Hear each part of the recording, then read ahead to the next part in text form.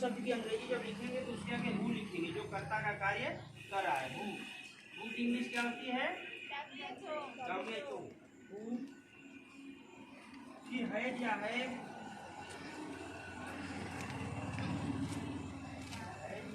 तथा बाद में कर्म आता है। कुर्सी किसने तोड़ी है। देखो जो यह है, यह कर्ता का कार्य कर रहा है। यह किसका कार्य कर रहा है? कर्ता का कार्य कर रहा है। तो सबसे पहले इसकी इंग्लिश लिखी जाएगी। तो किसने की इंग्लिश क्या होगी? Who has. तोड़ने क्या होगा? Break. Good morning sir. Good morning बच्चों।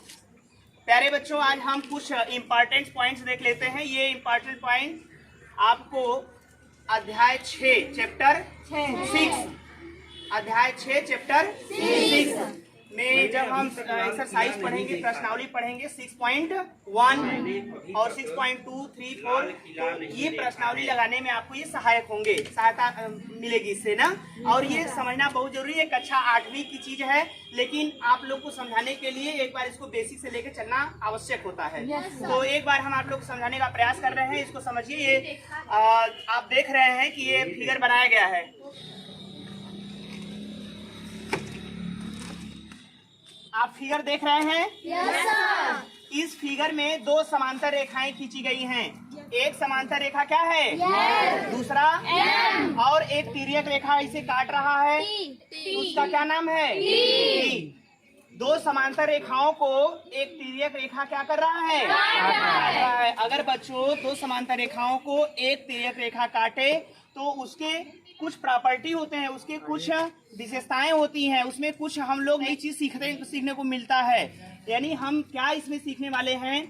हम इसमें सीखने वाले हैं कि अंतः एकांतर कोण, बाह्यतः एकांतर कोण, संगत कोण, अंतः युग्म कोण और बाह्यतः युग्म कोण, ये हम सीखने वाले हैं। बच्चों देखिए, अब हम चलते हैं सबसे पहले अंतः एकांतर कोण पर। इसमें फिगर से, फ्रॉम फिगर यानी फिगर से समझते हैं। अंतः एकांतर कोण को बच्चों इंग्लिश में कहा जाता है interior alternate angles. Interior alternate angles कहा जाता है। और ये फिगर से समझते हैं। पहले नंबर 1, पहला है अंतः एकांतर कोण होता क्या है? अंतः एकांतर कोण वो होता है जो दो समांतर रेखाओं के बीच में होता है ना। दो समांतर रेखाएं, एक यल है और एक यम है। इन दोनों समांतर रेखाओं के बीच में आप देख रहे हैं कि यह 3 कोण क्या? कोण 3 कोण 6 के क्या होगा? बराबर होगा। कोण 3 कोण 6 के बराबर होगा।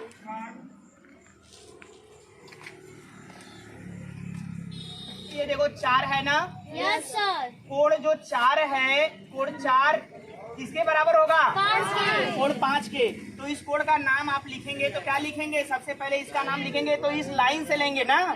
इस लाइन से किसी भी कोण का नाम लिखते समय बिंदु कहाँ से लिया जाएगा? लाइन से लिया जाएगा। ये है कोण, ये कोण 4 बराबर होगा कोण QAB। देखो कोण QAB बराबर कोण RBA। यहाँ से देखो कोण RBA। समझ आया? Yes sir. कोण 4 को क्या लिखेंगे? कोण QAB बराबर कोण RBA। आया समझ में? फिर इसके बाद तो कोण 3 को क्या लिखेंगे? कोण 3 को लिखेंगे कोण PAB। यहाँ देखिए ध्यान से, कोण PAB और कोण SBA। यहाँ पे देखो SBA। कोण SBA बराबर क्या है? कोण 6 है। तो इस प्रकार से आपने समझा कि अंतः एकांतर कोण 2 मिले। एक मिला कोण 4 बराबर कोण 5, एक मिला कोण 3 बराबर कोण 6। कोणों का नाम लिखना आ गया आपको? Yes sir. चलिए अब आगे चलते हैं। बाह्यतः एकांतर कोण। बाह्यतः एकांतर कोण जो होता है वह उसको इंग्लिश में कहा जाता है external alternate angles. External alternate angles. और ये क्या होता है, ये इस समांतर रेखा के हम लोग बाहर बाहर देखते हैं ना। Yes, sir. जैसे देखिए कोण 1 कोण 8 के बराबर होगा। कोण 1 किसके बराबर होगा? 8 कोण 1 कोण 8 के बराबर होगा। कोण 2 कोण 7 के बराबर होगा। ये है हमारा वाह्यतः एकांतर कोण। कोण 1 को क्या लिखा जाएगा, इसका नाम लिखना हो बच्चों तो QAM। हाँ, QAM। QAM। गुड मॉर्निंग बेटा, इधर आओ सृष्टि। सृष्टि 1 मिनट यहाँ आ जाओ बेटा, हमारी प्यारी सी बिटिया। इधर बोलो सब लोग, भैया दीदी भैया को बोल दो, कहो गुड मॉर्निंग दीदी। गुड मॉर्निंग दीदी। जोर से बोलो, गुड मॉर्निंग। सब लोग को देखो, बोलो अच्छे से देखो, वीडियो बन रहा है बेटा। आएगा पूरा ऐसे लोग देखेंगे कि सृष्टि कैसी अच्छी बच्ची है कि नहीं। फिर से बोलो, जोर से बोलो, कहो गुड मॉर्निंग दीदी। बोल दो बेटा, बोलो। ये देखो आ रहा है ना, वहाँ से आ रहा है भैया, क्या कर रहे हैं ना, बोल दो। ऐसे आएगा, आपको भी देखोगी ना क्योंकि हम अच्छे से बोले। बोलो गुड मॉर्निंग दीदी। गुड मॉर्निंग दीदी। गुड मॉर्निंग दीदी। अब बोलो गुड मॉर्निंग भैया। गुड मॉर्निंग भैया। Thank you so much. ठीक है, अब जाओ बेटा। 1 मिनट ऐसे देखो, जाओ चले जाओ। वाह्यतः एकांतर कोण को हम लोग लिख रहे थे कोण QAM। यहाँ पे देखो कोण QAM किसके बराबर होगा? RBN। हाँ, कोण RBN के बराबर होगा। यहाँ पे लिख सकते हैं इसको कोण 1 बराबर कोण 8। ये कोण 1 बराबर कोण 8। बात समझ में आया? Yes sir. चलो इसी प्रकार से हम आगे चलते हैं और एक वाह्यतः एकांतर कोण लिखते हैं। वाह्यतः एकांतर कोण देखो यहाँ से, ये कोण 2, अब इसको हटा देते हैं। यहाँ एक कोण 2 और कोण किसके बराबर होगा? 7 के। कोण 2 कोण 7 के बराबर होगा। हम इसका नाम लिख लेते हैं। देखो कोण 2 का नाम क्या है? कोण PAM। ये कोण 2 है। और कोण 7 पे कोण SBN। देखो SBN, ये हो जाएगा कोण SBN। इसका नाम क्या है?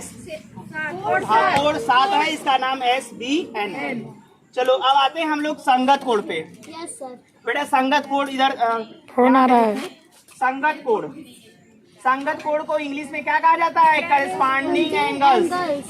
क्या कहते हैं इंग्लिश में? Corresponding angles. ये है आपका कोण QAM बराबर SBA। सबसे पहले चित्र में समझ लेते हैं कि करस्पॉन्डिंग एंगल है कहाँ। फोन आ रहा पहले है। हम समझ लेते हैं कि करस्पॉन्डिंग एंगल है कहाँ। करस्पॉन्डिंग एंगल आप देखेंगे तो करस्पॉन्डिंग एंगल हम कहते हैं, जैसे क्या? थर्ड है, तीसरा संगत कोण। संगत कोण को इंग्लिश में कहा जाता है करस्पॉन्डिंग एंगल्स। और करस्पॉन्डिंग एंगल्स हम चित्र में देख लेते हैं कि कहाँ कहाँ है ये। प्यारे बच्चों, ये करस्पॉन्डिंग जो एंगल होता है, यह देखिए, यह 1 है, यह क्या है? 6 है। यह 1 6, दोनों कोण क्या है? संगत कोण कहलाते हैं। 1 और 6 बराबर हैं और संगत कोण है। संगत कोण बराबर होते हैं, संगत कोण बराबर होते हैं। तो 1 और 6 क्या है? बराबर है और संगत है। बराबर है और संगत है, जिसका नाम लिख लेते हैं। कोण 1 का नाम क्या होगा? कोण 1 का नाम बताओ बिटिया।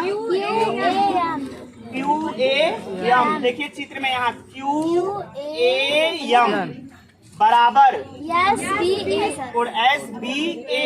कौन सा कोण होगा? कोण SBA। और इसका नाम लिखना, अगर कोण का मान लिखे, कोण का मान, तो कोण 1 बराबर कोण क्या है? 6 है। अब दूसरा देखते हैं, कोण PAM। देखो यहाँ पे ये वाला कोण PAM मतलब कोण 2, यह वाला इस वाले के क्या होगा? संगत होगा और बराबर होगा। संगत होगा और बराबर होगा। तो इस वाले कोण का नाम लिखते हैं PAM। यहाँ पे है ना PAM बराबर, देखिए RBA। अब देखिए RBA 2 बराबर 5। यानी हम लिख सकते हैं कोण 2 बराबर कोण 5। अगला देखिए, इसमें और भी संगत कोण हैं। अब देखिए संगत कोण, अब ये वाला कोण, यह वाला कोण इस वाले कोण के क्या होगा? संगत होगा और बराबर होगा। ये वाला कोड इस वाले कोड के क्या होगा, संगत होगा और बराबर होगा। तो संगत कोड इसको देखिए कैसे लिखेंगे, इसका नाम कोड QAB, कोड QAB बराबर क्या होगा, SBN, यानी कोड इसको लिख सकते हैं कोड 4 बराबर कोड 7। चित्र में देखिए कोड 4 बराबर कोड 7। आया समझ में बच्चों? चलिए फिर आगे चलते हैं। चौथा वाले में आप देखेंगे ध्यान से, तो यहाँ पर चौथा में ये वाला इसको हटा देते हैं, ठीक है। ये लेते हैं और ये लेते हैं, ये 3 है और ये क्या है, 8 है ना। तो ये 3 है 8 है, तो इसका नाम लिख लेते हैं। एक कोड हो जाएगा कोड, देखिए यहाँ देखिए आप लोग, कोड PAB, कोड PAB बराबर कोड RBN, देखो RBN, कोड RBN बराबर है ना। यानी इसको लिख सकते हैं कोड 3 बराबर कोड 8, इसे लिखा जा सकता है कोड 3 बराबर कोड 8। आया समझ में? Yes sir. चलिए अब चौथा क्वेश्चन, ये चौथा पॉइंट है ना। इसमें है, इसमें देखिए चौथे और पांचवें में मेन ये है बच्चों कि उसमें आपको बताना है कि अंतः युग्म कोण और वाह्यता युग्म कोण। और हम लोग जानते हैं कि जब दो समांतर रेखाएं हो और उसे तिर्यक रेखा काट रही हो तो उसके एक ओर के अंतः युग्म कोणों का योग 180 अंश के बराबर होता है। अब इसमें हम सबसे पहले अंतः युग्म कोण को लिखेंगे। अंतः युग्म कोण को इंग्लिश में कहा जाता है angle of interior pair, angle of interior pair, angles लिख लेते हैं, एंगल्स, ठीक है ना, एंगल्स ऑफ इंटीरियर पेयर। देखिए इसमें हम सबसे पहले लिखेंगे, चित्र में समझ लेते हैं कि ये है कहाँ, अंतः युग्म कोण है कहाँ।